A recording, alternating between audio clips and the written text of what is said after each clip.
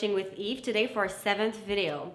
So last week we took a break and this is a seasonal series. So this is 12 videos and I think today is good to recap on the first 6 videos before we continue on.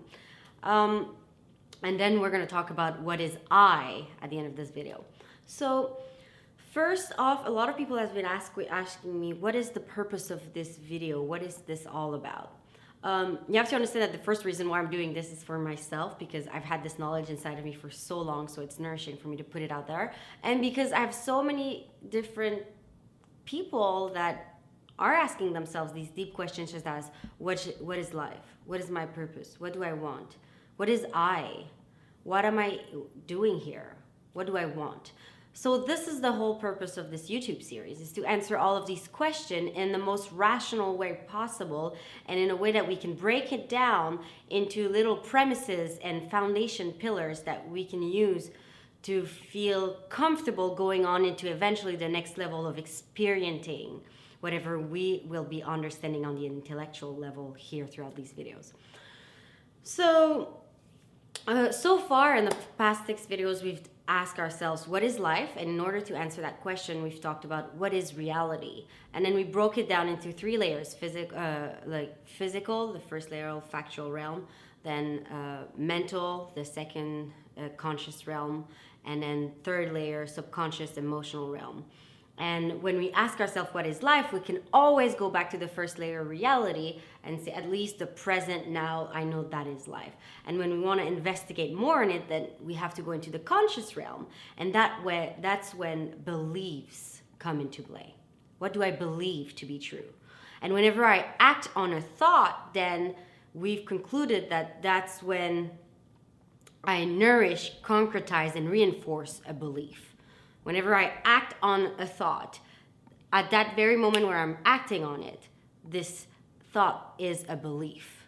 Physical, mental, or emotional, physical, mental, or verbal actions. Those are the 3 types of actions we've talked about.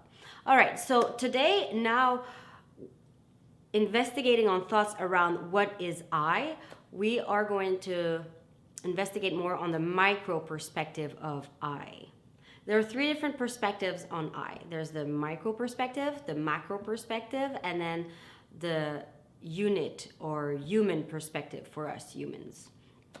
And you can also call it the energetic perspective. Today I'm only going to talk about the micro perspective. So when we look at what is I, there's so many different ways to look at it. But let's start with ourselves, our body. So I'm a human body. And I'm composed of human body parts.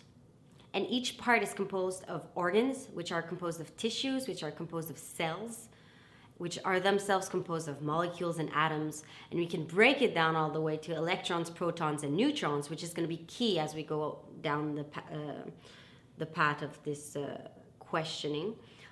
And then, as you know, we can break it down, down even more.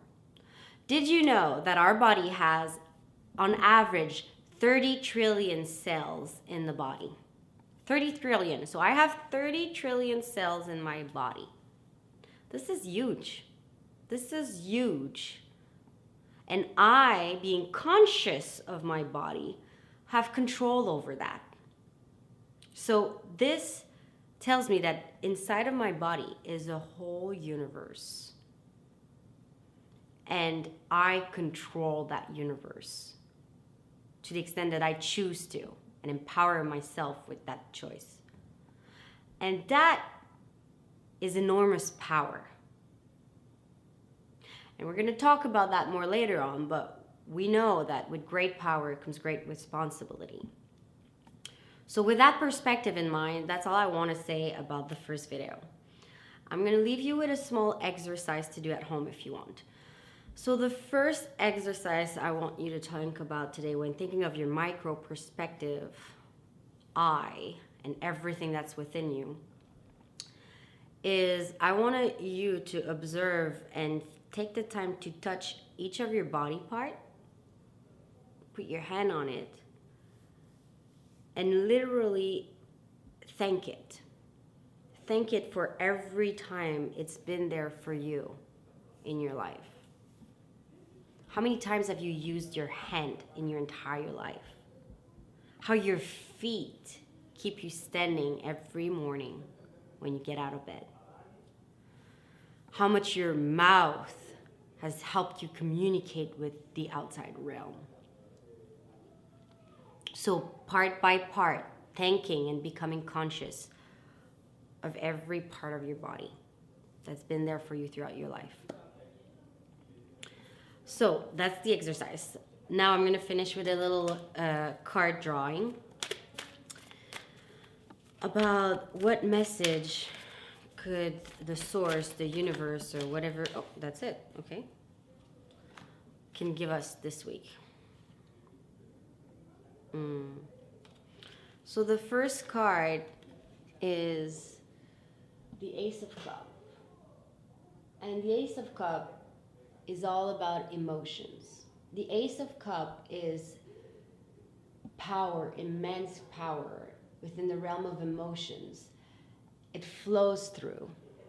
There's no stopping it. It just flows from the cup in. And so this is a message to trust in your emotions, feel them, and let it flow. Just let it be without judgment. There's immense power in allowing emotions to be. Now, the second card we have today is the World card, upside down. And so it tells me of some fear of stagnation and lack of movement that could come from letting our emotions take over. Because, you know, when we get all emotional and not rational, well, we had all these things we planned to do, but my emotions just like made me go do something else or stop completely and just listen to music for like 3 hours doing nothing, lying on my bed. And so this is asking us to trust in the process and knowing that no, there won't be too much stagnation. And whatever stagnation there is, it's going to be healthy and nourishing on all levels. So thank you. Have a good day, and I'll see you next week. Bye.